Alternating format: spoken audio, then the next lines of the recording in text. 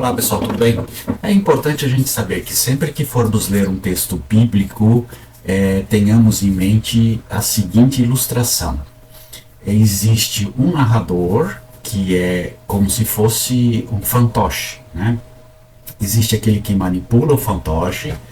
Não sei se você consegue ver aqui, né? Dois palitos de picolé, né? E uma mão manipulando esse macaquinho aqui. Então, o narrador da Bíblia, ele manipula o personagem. O personagem aqui representado, ilustrado para nós, é esse macaquinho, né? E o narrador é a mão que manipula as correntes aqui, né? Os fios que movimentam o personagem. Assim também nós precisamos entender os textos bíblicos. Não tem como entender os textos bíblicos sem fazermos esta compreensão da narrativa do texto bíblico. Então, todos os textos bíblicos, desde o Antigo Testamento até o Novo Testamento, existe um narrador, existe alguém que manipula o personagem. Por exemplo, se for falar de Jesus, e Jesus disse, e aí, amai-vos uns aos outros como eu vos amei. Então, quem está dizendo que Jesus disse não é Jesus, é o narrador, é aquele que escreve o texto. E esse narrador, ele não é um testemunha ocular, ele não esteve lá no momento e nem escreveu no momento em que Jesus disse. Então, ele está entendendo que ouviu isso de outras pessoas, e ao ouvir isso de outras pessoas, ele entende que isso realmente foi Jesus que disse. Mas, na verdade, ele ouviu de outras pessoas. Então, dizem que Jesus disse o amai-vos uns aos outros, por exemplo.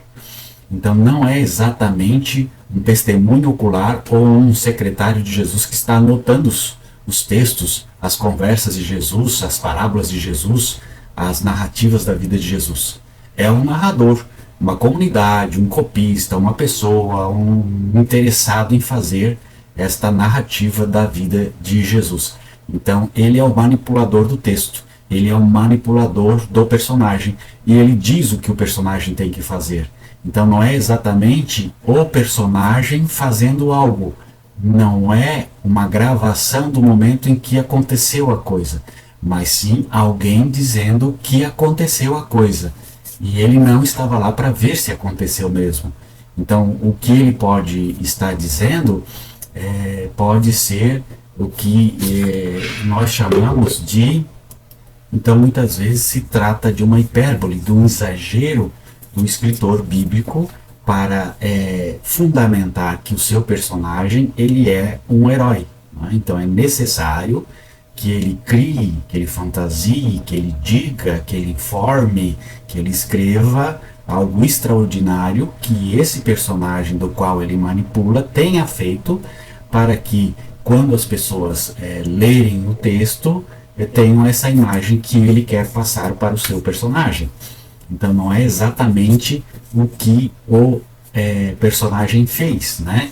Então, isso se trata de uma hipérbole, e há necessidade então da gente fazer uma interpretação dos textos de maneira fria, sem fazer uma conotação religiosa do texto, né?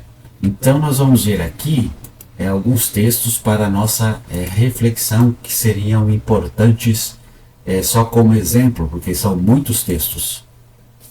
Observe aí o texto de Marcos 14:30, diz assim: Mas Jesus lhe disse, em verdade vos digo que hoje, nesta noite, antes que o galo cante 2 vezes, você me negará 3 vezes. Então aqui Jesus está falando para o apóstolo que seria negado 3 vezes antes que o galo cantasse 2 vezes, isso em Marcos. Agora, se nós formos ver no Evangelho de Mateus 26, 69 a 74, diz assim: E ele, jurando, negou outra vez, não conheço esse homem. Pouco tempo depois que estava ali, chegaram Pedro, esse aqui,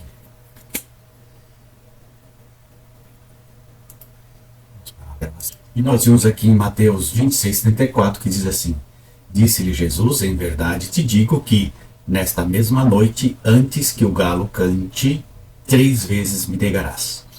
Então Jesus não disse que o galo tem que cantar 2 vezes para que Pedro negue, mas que o galo cante. Cante uma vez só, já bastava para que houvesse a negação de Pedro.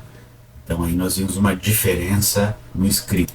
E nesse texto de Mateus 26:69 diz assim: ora, Pedro estava sentado fora do pátio e, aproximando-se dele, uma criada disse: tu também estavas com Jesus, o Galileu. Mas ele negou diante de todos, dizendo: não sei o que dizes. E saindo para o vestíbulo, outra criada ouviu e disse aos que ali estavam: esse também estava com Jesus o Nazareno. E ele negou outra vez com o juramento: não conheço tal homem. E daí a pouco aproximou-se os que ali estavam, disseram a Pedro: verdadeiramente também tu és deles, pois a tua fala te denuncia. Então começou ele a praguejar e a jurar, dizendo: não conheço esse homem. E imediatamente o galo cantou. O galo cantou uma vez depois da negação de Pedro. Então, o que nós podemos perceber é que os textos diferem de quantas vezes o galo precisou cantar para que Pedro iniciasse a sua negação de que não conhecia Jesus. Então, os evangelhos não coincidem aí com a informação. Outra questão importante é sobre a cor das vestes de Jesus na hora da sua prisão, né?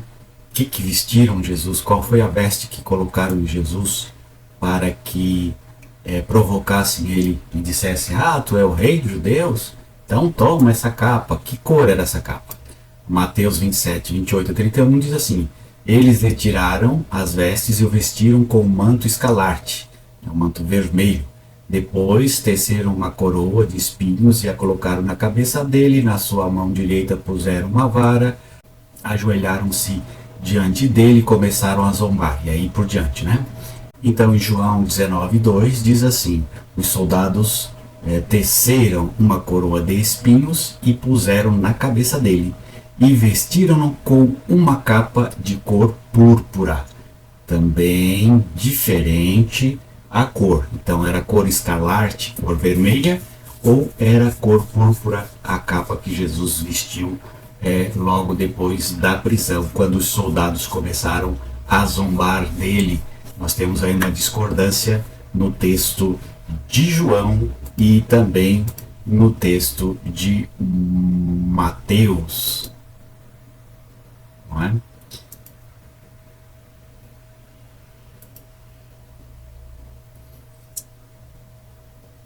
Então, com isso, nós percebemos que os erros dos textos bíblicos, eles são fundamentais, né? E os textos do Novo Testamento nem tem uma diferença tão longa de escritos e tal, né? Foram escritos mais ou menos durante 100 anos, de um para o outro, 50 anos, né? E os erros são bastante grandes, né? Ou foi cor púrpura, ou foi escarlate, vermelho, o manto que Jesus usou no momento da sua prisão e no momento em que os soldados começaram a zombar dele. Não sabemos, os textos divergem, mostrando para nós que os textos bíblicos não são inerrantes e que não são inspirados, são textos escritos com mãos humanas, por seres humanos, justificando uma visão teológica de um Deus que imaginaram ser Jesus. Um abraço, tchau.